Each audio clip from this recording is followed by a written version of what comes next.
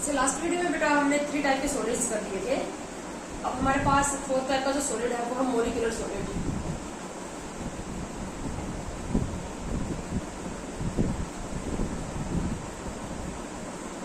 Molecular solid इसके नाम से पता चल रहा है, इसके कंस्टिट्यूएंट पार्टिकल क्या होंगे, मॉलिक्यूल्स होंगे।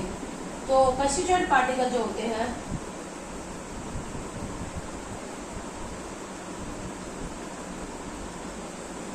constituent particles generally either molecules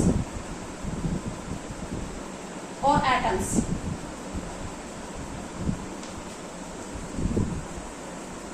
या तो constituent particle molecules होते हैं या atoms होते हैं, ठीक है।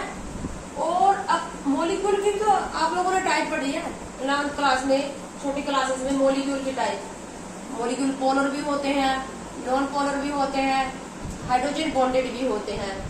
तो depending upon the type of molecule और मॉलिक्यूल की जैसे जैसे टाइप बदलेगी उनके बीच में जो फोर्स ऑफ अट्रैक्शन होगी वो भी बदलेगी। जनरली इन मॉलिक्यूलर सॉलिड में मॉलिक्यूल के बीच में जो फोर्स ऑफ अट्रैक्शन होती है वो कौन सी फोर्स ऑफ अट्रैक्शन होगी, one two one force of attraction. चाहे वो एटम्स हो या मॉलिक्यूलर पोलर हो या नॉन पोलर हो, इनके बीच में कौन सी फोर्स ऑफ अट्रैक्शन होती है, van der Waals force of attraction। Particles, molecules are held by van der Waals force of attraction।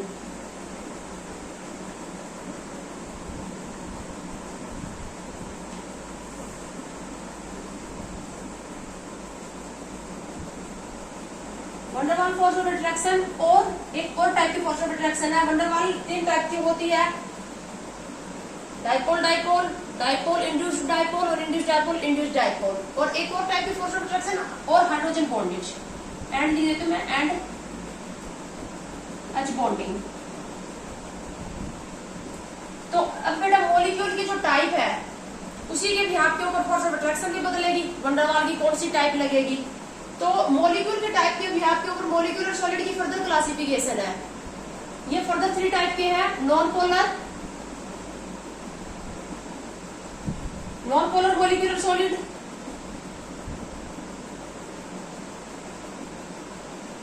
और पोलर मॉलिक्यूलर सॉलिड्स और हाइड्रोजन बॉन्डेड। मैं बाद में लिख पाऊंगी, 3 टाइप के हो गई ये, नॉन पोलर, पोलर और हाइड्रोजन बॉन्डेड। अब नॉन पोलर मॉलिक्यूलर सॉलिड्स, अब एक बात ये भी ध्यान रखने की है कि हो सकता है कोई सब्सटेंस रूम टेम्परेचर के ऊपर लिक्विड या गैसेस फॉर्म में हो। अब जैसे नोबल गैसेस है तो रूम टेम्परेचर पर तो वो गैस है ना, नाइट्रोजन है, ऑक्सीजन है, कार्बन डाइऑक्साइड गैस है। रूम टेम्परेचर पर तो वो गैसेस फॉर्म में है, वाटर है, रूम टेम्परेचर पर लिक्विड है, लेकिन हम उनको सॉलिडिफाइड तो कर सकते हैं ना। तो जब हम उनको सॉलिडिफाइड करेंगे, सॉलिड बनाएंगे, तो वो किस कैटेगरी में आएगा। अब मैं यहाँ पर कार्बन डाइऑक्साइड का एग्जांपल लूं तो आप ये चक्कर में पड़ जाओगे कि कार्बन डाइऑक्साइड तो गैस होती है, मैडम उसको सॉलिड में क्यों पढ़ा रही है। But we can convert into solid form by applying high pressure and low temperature. तो जब सॉलिड बना सकते हैं, हर चीज की हम फिजिकल स्टेट चेंज कर सकते हैं टेम्परेचर और प्रेशर कंडीशन लगा के। तो जो सॉलिड बनेगा, तो अब जैसे वाटर है, वाटर को भी तो हम सॉलिडिफाइड कर सकते हैं, आइस बनाते हैं। तो आइस का एग्जाम्पल पूछ लिया जाए, किस टाइप का एग्जाम्पल है आइस और कौन सी फोर्स ऑफ अट्रैक्शन है वहां पर उसके पार्टिकल के बीच में, ठीक है। तो मतलब चाहे रूम टेम्परेचर के ऊपर लिक्विड है या गैस है, लेकिन जब वो सॉलिड बनेगा तो वो किस कैटेगरी में आएगा, ठीक है। तो नॉन पोलर मॉलिक्यूलर सॉलिड, अब आपको नॉन पोलर मॉलिक्यूल की पहचान होनी चाहिए। नॉन पोलर मॉलिक्यूल कौन कौन से होते हैं, chemical bonding 4th unit 11th class की, उसमें हमने बहुत डिटेल से सीखा है ये बात कि पोलर और पोलरिटी और नॉन पोलरिटी कैसे निकालते हैं। तो नॉन पोलर मॉलिक्यूलर सॉलिड्स, अब नॉन पोलर मॉलिक्यूल की आपको पहचान होनी चाहिए। एक तो सारे होमो एटॉमिक मॉलिक्यूल जितने भी होंगे, होमो एटॉमिक मॉलिक्यूल, एक ही टाइप के एटम से मिलकर बने molecule, homo all homo atomic molecule.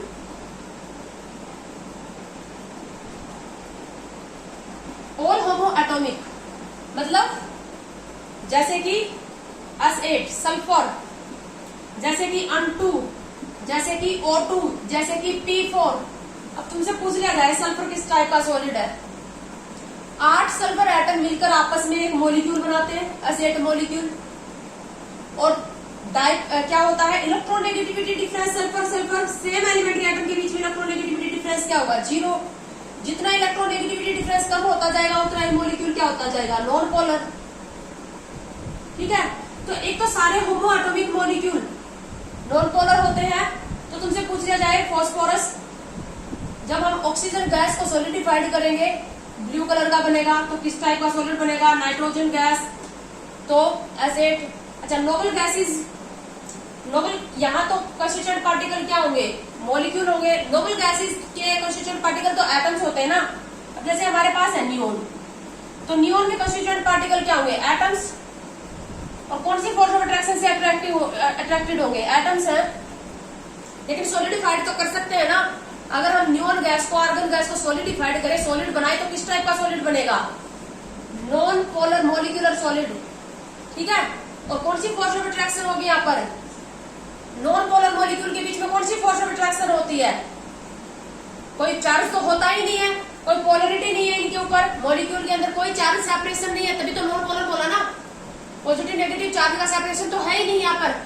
तो सबसे वीक टाइप की फोर्स ऑफ अट्रैक्शन से ये अट्रैक्टेड होंगे, weak van der Waals force of attraction, जिसको हम induced dipole force of attraction भी बोलते हैं।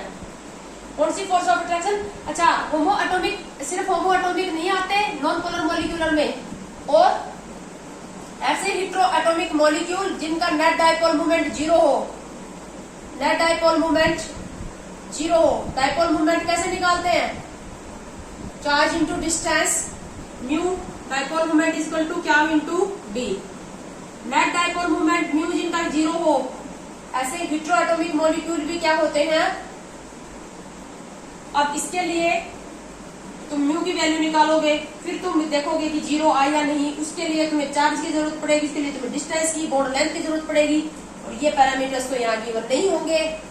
तो फिर तुम कैसे देखोगे, अब यहाँ पर म्यू की वैल्यू निकालने तो बैठोगे नहीं, क्योंकि इसके लिए तो जो हमारे पास चार्ज और बॉन्ड लेंथ या डिस्टेंस जो होगा वो गिवन ही नहीं होगा। तो इसको देखने का क्या तरीका है, नॉन पोलर मॉलिक्यूल्स को कैसे पहचानते हो, ऐसे मॉलिक्यूल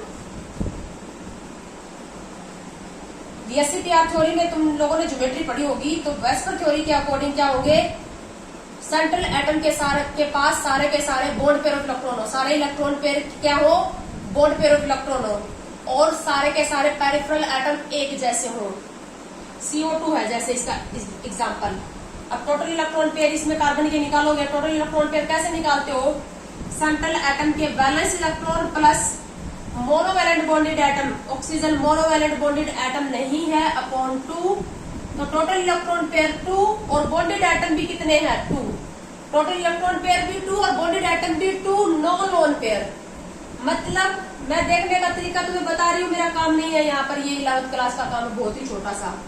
ऐसे हिट्रो एटॉमिक मॉलिक्यूल जिनका total electron pair is equal to bond pair, कोई लोन पेयर ना हो सेंट्रल एटम के पास, सेंट्रल एटम के पास कोई लोन पेयर ना हो, total electron pair is equal to total bonded atoms, और सारे के सारे पेरिफेरल एटम एक ही टाइप के हो, जैसे कि और एग्जांपल CH4, कार्बन का निकाल के देख लो, टोटल इलेक्ट्रॉन पेयर निकाल के देख लो, टोटल इलेक्ट्रॉन पेयर कार्बन के बैलेंस इलेक्ट्रॉन है 4, बॉन्डेड एटम भी है 4, upon 2, 8/2 is equal to 4, total electron pair 4 और बॉन्डेड एटम भी 4, तो कोई लोन पेयर नहीं है, और सारे पेरिफेरल एटम भी कौन से हैं, एक ही टाइप के, हाइड्रोजन ही है। तो अगर मीथेन गैस को हम सॉलिडिफाइड करें, सॉलिड कार्बन डाइऑक्साइड गैस जिसको ड्राई आइस भी बोलते हैं, बहुत ही बढ़िया एग्जांपल है, तुमसे पूछ लिया जाएगा ड्राई आइस किस टाइप का सॉलिड है, किस टाइप का सॉलिड है, नॉन पोलर मॉलिक्यूलर सॉलिड है। ठीक है, अब जैसे कि तुम्हारे पास है CH3 क्लोरोफॉर्म, अब तुम्हें मुझे ये बताना है कि क्लोरोफॉर्म पोलर मॉलिक्यूल है या नॉन पोलर मॉलिक्यूल है। नॉन पोलर मॉलिक्यूल की मैं तुम्हें कंडीशन समझा रही हूँ कि टोटल इलेक्ट्रॉन पेयर निकाल के देख लो, टोटल इलेक्ट्रॉन पेयर निकालने का फॉर्मूला क्या होता है, सेंट्रल एटम के valence electron plus monovalent bonded atom upon 2, total electron pair आ जाएंगे, जैसे कि मीथेन के केस में आ गए ये 4, टोटल इलेक्ट्रॉन पेयर अगर टोटल बॉन्डेड एटम के इक्वल हैं और सारे के सारे पेरिफेरल एटम एक ही टाइप के हैं, तो मॉलिक्यूल कैसा होगा, नेट डाइपोल मोमेंट उसका 0 होगा, तो मॉलिक्यूल कैसा होगा, नॉन पोलर। अब जैसे कि क्लोरोफॉर्म क्लोरोफॉर्म में भी टोटल कोई लोन पेयर ऑफ इलेक्ट्रॉन नहीं है, तुम निकाल के देख लो चाहे, वही आएगा। टोटल बॉन्डेड एटम भी कितने हैं, 3 और 1 4, और टोटल इलेक्ट्रॉन पेयर भी कितने आएंगे, 4 ही आएंगे, कोई लोन पेयर नहीं है। लेकिन ये पोलर है, और इसके पोलर होने का कारण क्या है, इसमें लोन पेयर तो नहीं है, लेकिन सारे के सारे पेरिफेरल एटम जो हैं वो एक टाइप के नहीं है। 3 तो क्लोरीन और 1 हाइड्रोजन भी है ना, तो क्लोरीन के डाइपोल मूवमेंट को कैंसिल आउट कर देगा, इस बॉन्ड का डाइपोल मूवमेंट इससे कैंसिल आउट हो जाएगा। लेकिन इन दो बॉन्ड का डाइपोल मूवमेंट क्या इक्वल है, ये बॉन्ड ही डिफरेंट है। ये कार्बन हाइड्रोजन के बीच का बॉन्ड है और ये कार्बन हाइड्रोजन के बीच का बॉन्ड है, कार्बन क्लोरीन के बीच का, सॉरी। तो इस बॉन्ड का डाइपोल मूवमेंट और इस बॉन्ड का डाइपोल मूवमेंट अपोजिट तो होंगे बट इक्वल नहीं होंगे, नेट कैंसिल आउट नहीं हो पाएगा। तो क्लोरोफॉर्म पोलर मॉलिक्यूलर सॉलिड में जाएगा।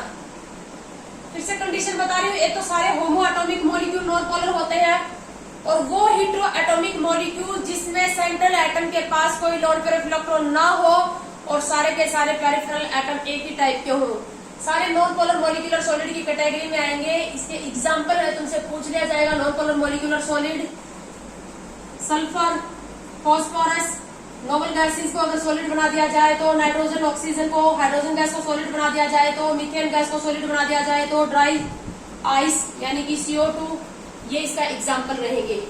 पिछले वाली वीडियो में मैंने तुम्हें सिलिकॉन को मॉलिक्यूलर सॉलिड का एग्जाम्पल बताया था। सिलिकॉन जो है वो कोवलेंट सॉलिड का ही एग्जाम्पल है, क्योंकि सिलिकॉन में क्या होता है, एक सिलिकॉन 4 सिलिकॉन एटम से आपस में कोवलेंट बॉन्ड से बॉन्डेड होता है। इस तरह से ये भी आगे 4 कोवलेंट, हर एक क्या होता है, सिलिकॉन एटम 4 सिलिकॉन एटम से कोवलेंट बॉन्ड से बॉन्डेड होता है, ये सीरीज चलती है।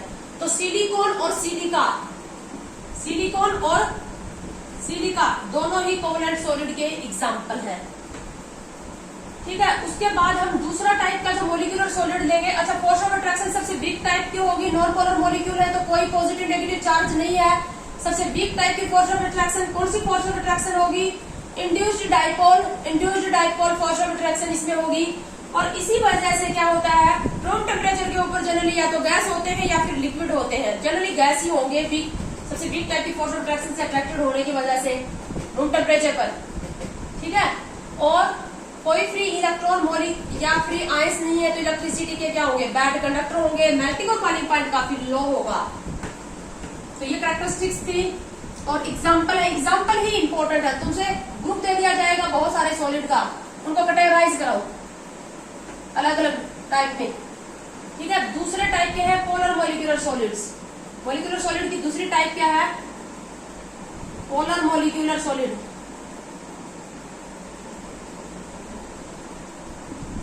अब पोलर मॉलिक्यूल पहचान में आने चाहिए। पोलर मॉलिक्यूल की क्या पहचान है, हेटेरोएटॉमिक तो होंगे ही होंगे। अगर डाइएटॉमिक क्या केस है, दो ही डाइएटॉमिक मॉलिक्यूल है, 2 ही एटम से मिलकर बना है, तो सारे ऑल हेटेरोडाइएटॉमिक मॉलिक्यूल।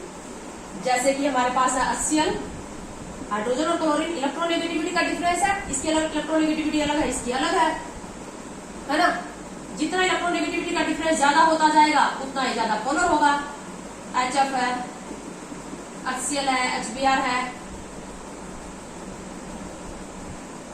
और पॉलीएटॉमिक में क्या देखोगे, ऑल हेटेरोडाइएटॉमिक मॉलिक्यूल पोलर होंगे, और पॉलीएटॉमिक में सेंट्रल एटम के पास कम से कम एक लोन पेयर ऑफ इलेक्ट्रॉन होगा। Central atom must have at least 1 lone pair of electron. Heteroatomic polar molecular solids. Polar molecular solid के एग्जांपल और देख लो। पोलर मॉलिक्यूलर सॉलिड्स कौन कौन से हैं, जैसे कि SO2। अगर हम SO2 सल्फर डाइऑक्साइड गैस को सॉलिडिफाइड करें या सल्फर ट्राइऑक्साइड गैस को सॉलिडिफाइड करें, तो आपको मुझे ये बताना है कि इनमें से कौन सा पोलर और कौन सा नॉन पोलर है। जस्ट टोटल इलेक्ट्रॉन पेयर निकालना है। बॉन्डेड एटम हमें दिखाई दे रहे हैं, उनसे हमारे पास टोटल इलेक्ट्रॉन पेयर में से बॉन्डेड एटम हटा दोगे, लोन पेयर आ जाएंगे। अगर लोन पेयर है तो पोलर है, और लोन पेयर नहीं है तो क्या है, नॉन पोलर। तो SO2 का निकाल लेते हैं। Total electron pair central atom के निकलते हैं बेटा। सल्फर है सेंट्रल एटम, वैलेंस इलेक्ट्रॉन है 6, बॉन्डेड एटम ऑक्सीजन को काउंट नहीं करेंगे अपॉन 2। टोटल इलेक्ट्रॉन पेयर कितने आ गए, 3। टोटल इलेक्ट्रॉन पेयर 3 आ गए और बॉन्डेड एटम कितने हैं? बॉन्डेड एटम है 2, तो लोन पेयर कितना हो गया? 1। लोन पेयर है तो मॉलिक्यूल कैसा होगा? पोलर। तो अगर सल्फर डाइऑक्साइड गैस को हम सॉलिडिफाइड करें तो सॉलिड जो SO2 गैस होगी वो कैसी होगी? पोलर मॉलिक्यूलर सॉलिड की कैटेगरी में आएगी। SO3 का निकालो। SO3 में कितने आएंगे? टोटल इलेक्ट्रॉन पेयर 3 ही आएंगे और बॉन्डेड एटम भी 3 होंगे। लोन पेयर होगा 0। लोन पेयर 0 होगा तो SO3 गैस कैसा बनेगी? Non polar. बस यही निकालना सीखना है, मॉलिक्यूल की कैटेगरी आनी चाहिए। तो पोलर मॉलिक्यूलर सॉलिड्स के एग्जांपल देख लेते हैं अब कौन कौन से हैं। सारे halogen acids, HCl, HBr, HI। मैं HF यहाँ पर नहीं लिख रही क्योंकि HF एक स्पेशल कैटेगरी बनाएगा। ये जो पोलर मॉलिक्यूल होते हैं उनकी एक स्पेशल टाइप भी होती है, हाइड्रोजन बॉन्डेड पोलर मॉलिक्यूल। उनमें क्या होता है? एक स्पेशल टाइप का बॉन्ड बनता है, हाइड्रोजन बॉन्ड। इसकी कंडीशन आपको पता ही हो गया, हाइड्रोजन बॉन्ड किस किस कंडीशन में बनता है? HCl, HBr, HI, H2S, yes अभी लिखा SO2। अमोनिया भी है क्या? पोलर। अमोनिया में हाइड्रोजन बॉन्ड तो नहीं बनेगा, अमोनिया में तो हाइड्रोजन बॉन्ड बनेगा ना। S3 लिख देते हैं। मैं यहाँ पर स्पेशल टाइप के जो पोलर मॉलिक्यूल है जिसमें हाइड्रोजन बॉन्ड है वो नहीं लिख रही क्योंकि वो एक स्पेशल कैटेगरी बनाएंगे, hydrogen bonded polar molecular solids. तो ये कुछ एग्जाम्पल है हमारे पास पोलर मॉलिक्यूलर सॉलिड्स के। अब पोलर है तो पॉजिटिव नेगेटिव चार्ज बना हुआ है, मॉलिक्यूल पोलर है यानी कि पॉजिटिव नेगेटिव चार्ज का सेपरेशन है। तो कौन सी फोर्स ऑफ अट्रैक्शन होगी पोलर मॉलिक्यूलर सॉलिड में? Dipole dipole force of attraction. Dipole dipole force of attraction से अट्रैक्टेड होंगे। तो dipole dipole force of attraction जो है वो इंड्यूस्ड डाइपोल जो नॉन पोलर मॉलिक्यूल के बीच में है उससे ज्यादा स्ट्रॉन्ग है ना, इसीलिए पोलर मॉलिक्यूलर सॉलिड्स का मेल्टिंग और boiling point generally non polar से क्या होता है? थोड़ा ज्यादा होता है। अच्छा, नॉन पोलर में एक और इंपॉर्टेंट कैटेगरी बतानी भूल गई थी मैं, सारे हाइड्रोकार्बन। अब जैसे तुम्हें बेंजीन उठा देंगे के दे देंगे, टोल्यूइन दे देंगे, नैप्थलीन दे देंगे, जितने भी हाइड्रोकार्बन है, चाहे वो एलिफेटिक है, चाहे वो एरोमेटिक है, साइक्लिक है, असाइक्लिक है, चाहे एल्किन है, अल्काइन है, एल्केन है, all hydrocarbon are example of non polar molecular solid. बहुत कॉमन एग्जाम्पल है, नैप्थलीन दे देंगे तुम्हें उठा के, ठीक है, बेंजीन दे देंगे, तो हाइड्रोकार्बन ही तो है। अब हाइड्रोकार्बन किससे बने हैं? कार्बन और हाइड्रोजन, और कार्बन और हाइड्रोजन की इलेक्ट्रोनेगेटिविटी में डिफरेंस कितना है? 2.2 कार्बन की और 2.1 हाइड्रोजन की है, ना के बराबर है। इसीलिए क्या होगा? सारे hydrocarbon non polar molecular solid की कैटेगरी में आएंगे। उसके बाद थर्ड टाइप की जो है हमारे पास हाइड्रोजन बॉन्डेड मॉलिक्यूलर सॉलिड।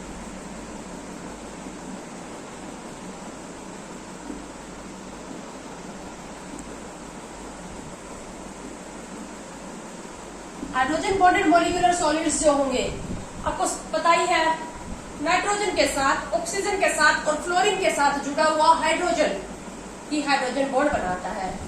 तो H2O में, HF में और NH3 में हाइड्रोजन बॉन्डेड मॉलिक्यूलर सॉलिड है ये। ऑक्सीजन के साथ जुड़ा हुआ है हाइड्रोजन, फ्लोरीन के साथ जुड़ा हुआ है हाइड्रोजन, नाइट्रोजन के साथ जुड़ा हुआ है hydrogen. Ammonia, solid ammonia, solid HF, solid H2O यानी आइस, इसका एग्जांपल हो जाएंगे hydrogen bonded. Boric acid H3BO3, इसमें भी बोरिक एसिड पढ़ा है आप लोगों ने 11th क्लास में, बोरक्स बोरिक एसिड। इसमें भी आपस में क्या होता है? हाइड्रोजन बॉन्ड से बॉन्डेड होते हैं बोरिक एसिड के मॉलिक्यूल्स, इसलिए ये भी किसका एग्जांपल है? हाइड्रोजन बॉन्डेड मॉलिक्यूलर सॉलिड्स का एग्जांपल है। और हाइड्रोजन बॉन्ड तो खुद एक फोर्स ऑफ अट्रैक्शन ही है, बॉन्ड नहीं है, एक फोर्स ऑफ अट्रैक्शन ही है। तो मॉलिक्यूल जो अट्रैक्टेड होंगे वो हाइड्रोजन बॉन्ड से अट्रैक्टेड होंगे। तो ये थी बेटा हमारे पास टाइप क्रिस्टलाइन सॉलिड की टाइप। उसके बाद अब हम क्रिस्टल की स्टडी करेंगे। क्रिस्टल की स्टडी करने से पहले हम कुछ डेफिनेशन करेंगे, इंपॉर्टेंट छोटी छोटी डेफिनेशन जो हमारे मतलब पूरी यूनिट के अंदर जिसको हम देखने को मिलेंगी। वो पहले कुछ डेफिनेशन करेंगे क्रिस्टल से रिलेटेड नेक्स्ट वीडियो में।